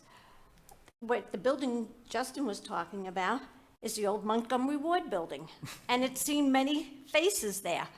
And so going out, partnering with the city, but the city can't give businesses a complete tax deferment. And that's what's happening now, because instead of having them pay taxes, we're doing like a tax credit. I was just listening to this the other night with the board. And so that doesn't help us, the taxpayers, if they get their taxes deferred or they get credits. So I think the city economic development director has to go out, speak with the businesses and say, look, we want to partner with you, but we can't give you tax credits because it's not fair to the residents of the city.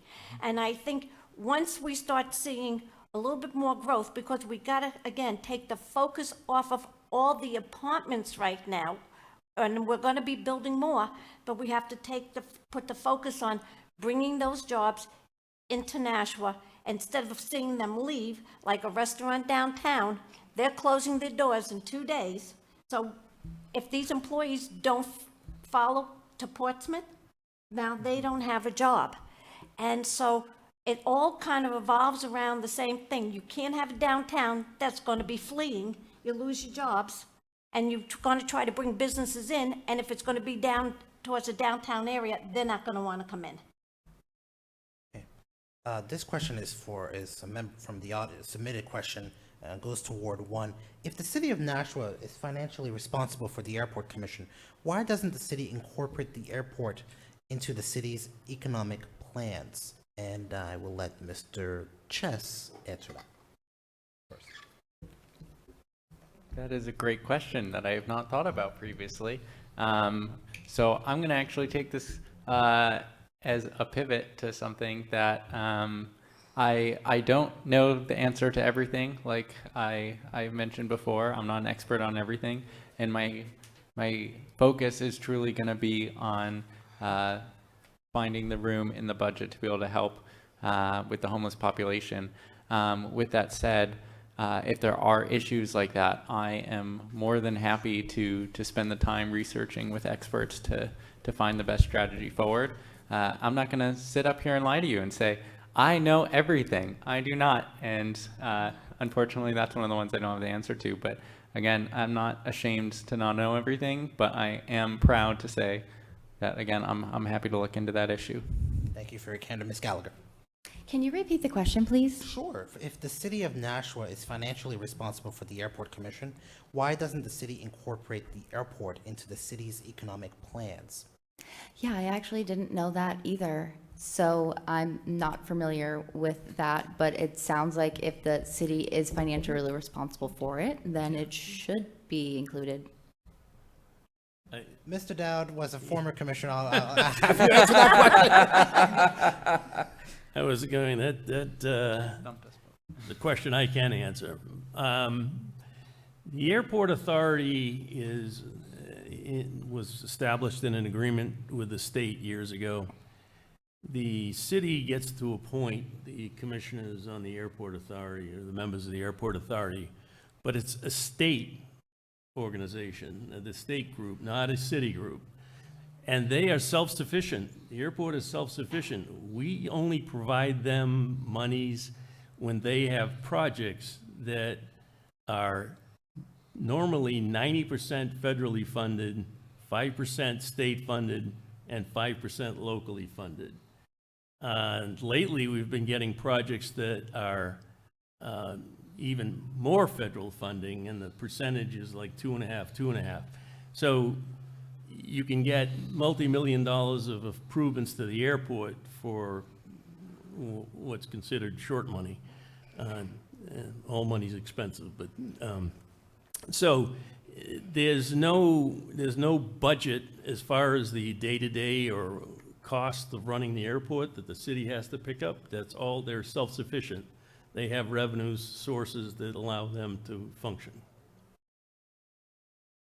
Mr. Guttrow. So I concur with what Alderman Dowd says, but I also have been seeing on the Board of Aldermen, they've been talking about economic development plans along the Amherst Street corridor, and what they envision for Amherst Street to be. And I've grown concerned because some of the plans that they've come up with seem to have included plans that include buildings that are higher than I think the FAA will allow along that corridor. And so I'm a big fan of economic development in the city. I just think that we need to have the right economic development plan for that. And so if we're going to put buildings that are not going to be allowed by the FAA because of we have that air traffic in there, I just think that we need to be prudent when we're planning those types of activities along Amherst Street. Mr. Dowd. There are clear zones established by the FAA, and the city cannot, no one can put buildings into the clear zone. The FAA will clamp down on that in a heartbeat. Anybody else want to answer? Okay. All right, we're going to move on. Thank you. New growth is good, and so is general aviation. There is a ballot question for this election in regards to social districts. And I'm going to ask all of you to weigh in on this. How do you feel about the idea of social districts in Nashua? And the definition, I have to pull it up because I saw the ballot question and I was very confused. A defined outdoor area in which a person may consume alcoholic beverages sold by a licensee. Ms. Johnson.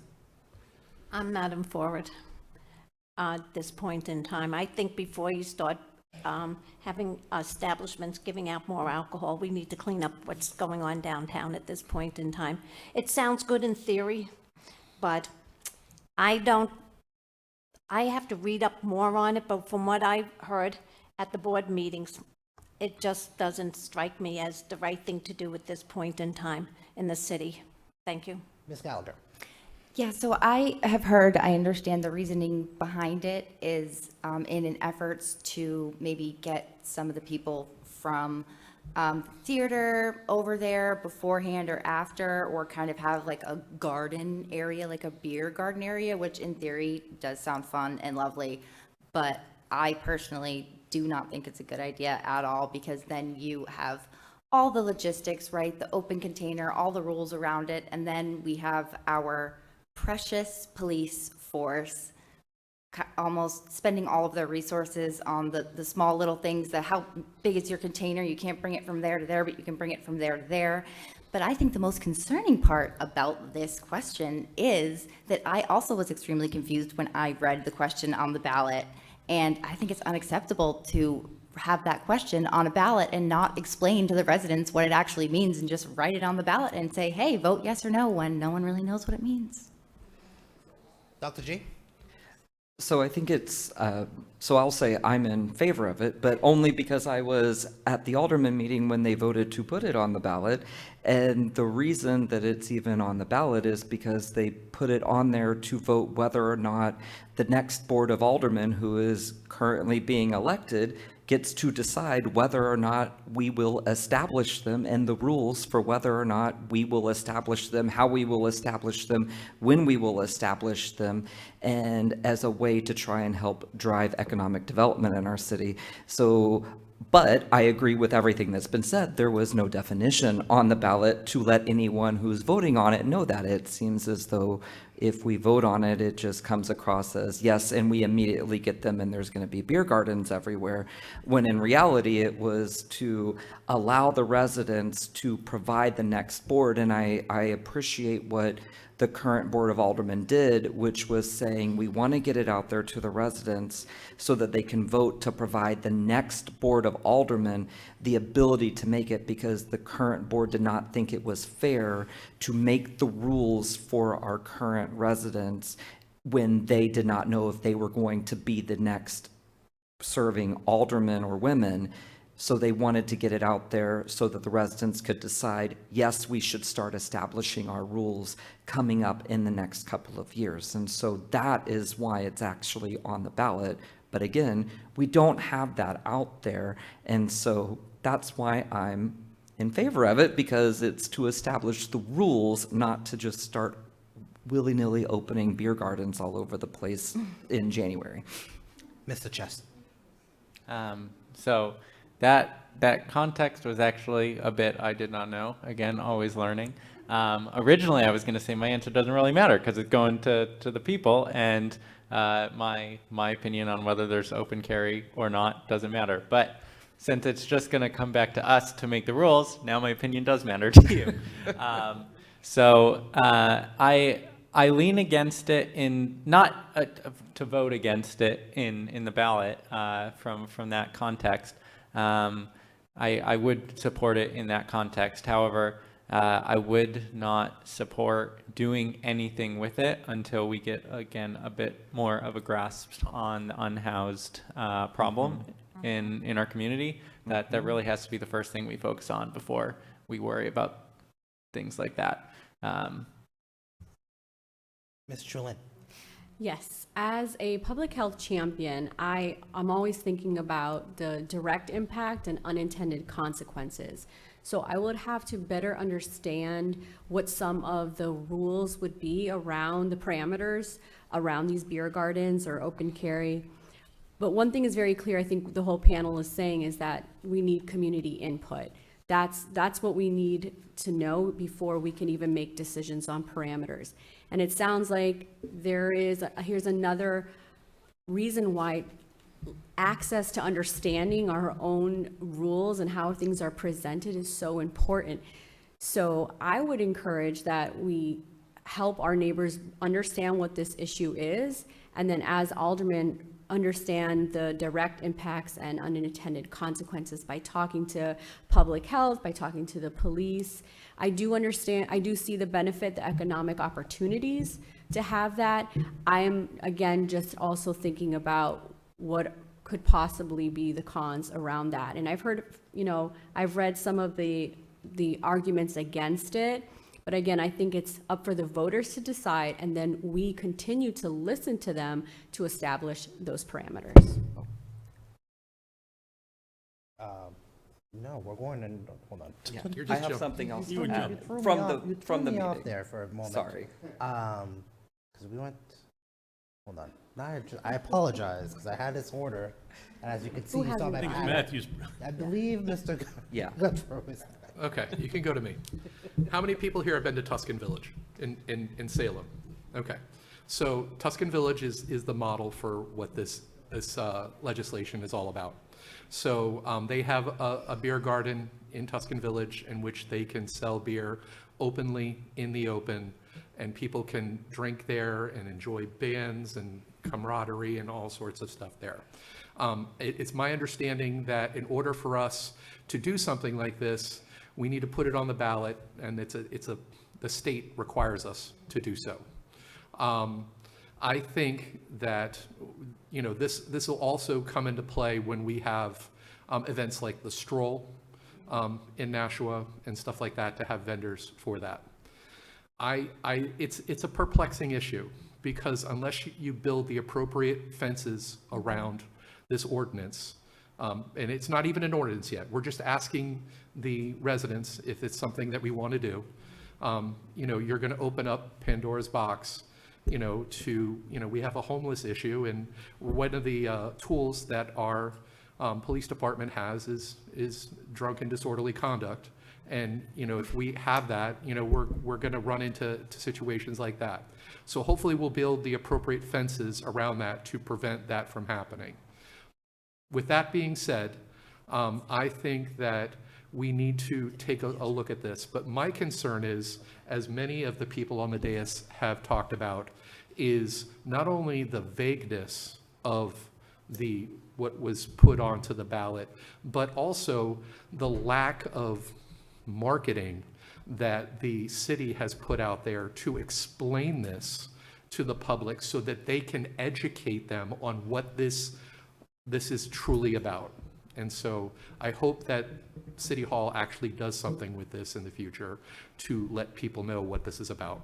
Thank you. I apologize because I was trying to keep track of who has not answered this question. Everybody got Mr. Dowd. So first of all, ambiguous questions on the ballot drive me crazy. I hate that. And pointed it out several times in the past. Second thing is, when we initially heard it, I said, absolutely not.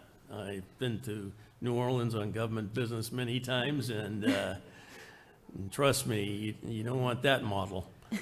But what came down from the state was, if you ever want to consider it, you have to put it on the ballot. It's a non-binding ballot question, so even if the entire city said yes, the city government could say no. There's a whole bunch of rules associated with it, and I'm not going to get into all of them, but so it's on the ballot. They want to get a feeling, as driven by the state, is how do people feel about it? And we'll see. All right, we've got about 5 minutes left, and there are two questions I really want to ask you all, but I think we're going to leave it to one. How do you plan to engage residents and include their voices in major decisions? Ms. Johnston. Thank you very much.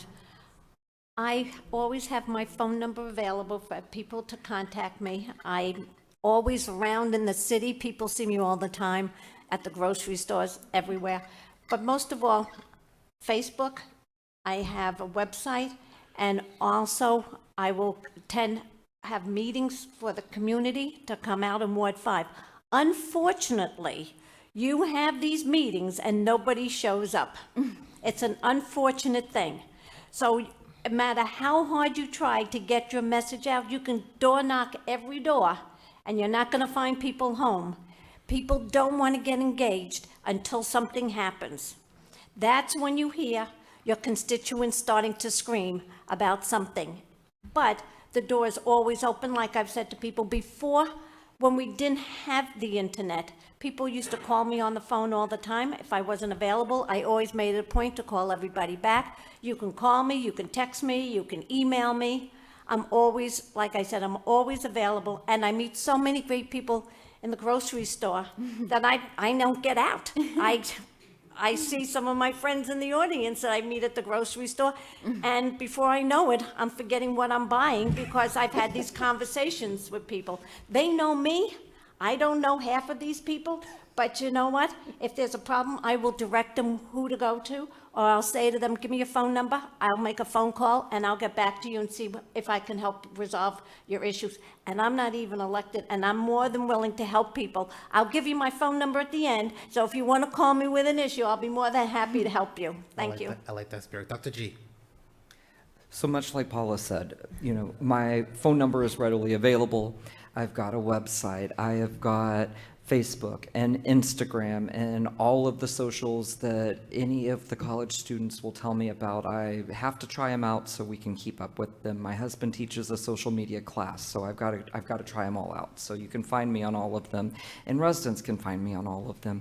But I think one of the things that we also have to get back to is the times before social media where we waited for people to come and find us, and we have to go and find them. So I can host a ward meeting and say, come and meet me where I am. But I think we wait to go door knocking during election season, and we actually need to do it the entire time we're elected and go and ask our residents what is going on in your lives right now in the ward so that we can take that with us back to City Hall. We shouldn't find out what's going on with our residents because we're door knocking when it's election time. We should be finding this out while we are actively elected so that when it comes to election time, they're like, oh, I don't need Justin to come knock at my door because he's been doing it for the last 2 years. And that's what we should be doing as elected officials, is showing up for our residents and then going and representing them at City Hall with the concerns that they actually have instead of waiting for them to come to us. Ms. Chulin? Yes, I have said this before, and it's really important to hone in to Justin's point too, that what I'd like to do is flip the script on how we are bringing in and including resident voices. So meeting where they are. I've mentioned the Nashville Family Network Group, and I have been given the gold star that I am the one who recruits the most parents. And the reason why is because I am in places where parents are. So we have to remember that we're not going to be meeting parents only in certain structured events, but going to playgrounds, going to schooling events, sport events specifically, here at the library, running programs to help increase language access to our Spanish speakers. Our diversity is growing in this city. So we talk about as English readers how difficult it is for a vague ballot question. How is it around Spanish speakers who may not have the opportunity to gain that full access? So for me, it's really about including all of the voices. And because I'm bilingual, I'm able to do that.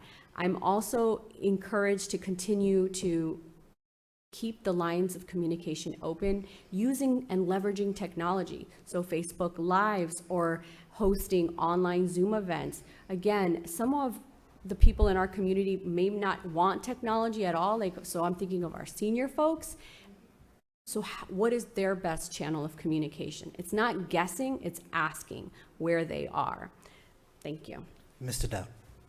Yes, I do have a Facebook page. I also used to have a comprehensive website, but it got very expensive to keep having it redesigned for much more functional use. But people can get in touch with any of the current aldermen by just going on the city website. All of our contact information is there. And you can even call our legislative assistant, and she will direct you to the right alderman if you're looking for something. And the other thing I've been, and there's information on my handouts that are going out. Also, I've recently had pens made with my address on it. Cool. And believe me, I go out and give these to businesses and restaurants. They want to rip them out of my hand, and we never have enough pens. So and because people take them, and it has my address on it, so my email address. So if you go in any place in Ward 2, you'll probably find them. Mr. Guttrow? Yes, so in the business that I'm in, I am a big communicator, and I feel that I'm going to extend that through my act as Ward 2 Alderman. Through my door knocking, I've gotten to meet so many amazing people, but just like Paula says, I see them at the grocery store, I see them at Stello Stadium when I go to the football games. So I see a lot of people, and we talk for such a long time. I plan on continuing with my website, my strong social media presence, but I also want to continue I want to start holding alderman meetings in the ward. I want to do those quarterly. I want people to come and hear what's going on at City Hall. I want to be engaged with them. I want to hear what their ideas and aspirations are for our great city. And I will invite not just our residents there, but I want to invite also our elected officials to hear what's going on at the State House so that they can tell us what's going on there on a quarterly basis. I'll also keep office hours for phone and email. So I want to be able to have that lifeline out to people. So if they have any concerns or anything, that they know what's going on and they're abreast of everything that's happening in the city. Mr. Chest. You're not going to hear anything unique from me, as everyone has said, email and phone and meetings and this and that. You can also reach me at all the forms of communication, and people are in the ward specifically seem interested in continuing the meetings that Tyler did as well. So definitely going to keep that up. In the interest of transparency, I love your idea to door knock throughout the term, and I commend you for it. I'm a transparent guy. That will not be me. I am not going to go knock on everyone's door. I do work full time and have a beautiful family. I am still here for you. Come to me with your issues. I am encouraging of people to come with their issues. I am here to solve your issues, but I'm not going to be knocking on your door. Call me, text me, email me, come to my meetings. I'm here for you. Ms. Gallagher. Yeah, thank you. So we are in a nice, unique position because we do have such a wonderful alderman currently, Tyler Govea, who is running at large. So his Ward 1 seat will now be open.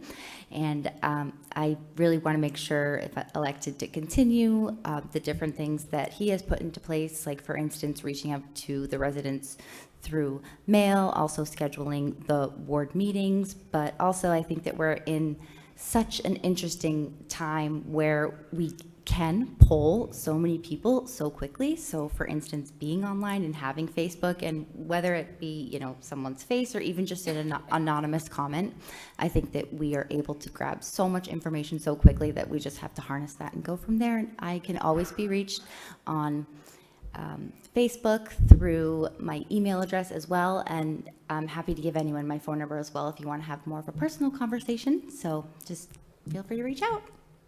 Well, thank you. And this concludes our first of 4 candidates forum hosted by the library and Nashua Inklink. We'll be returning next week on Wednesday, October the 8th at 6:30 p.m. This recording will be posted online. Our thanks to Nashua Inklink and the Nashua Public Library and the folks at Nashua Community Media for this event. And of course, our candidates, so let's give them a round of applause.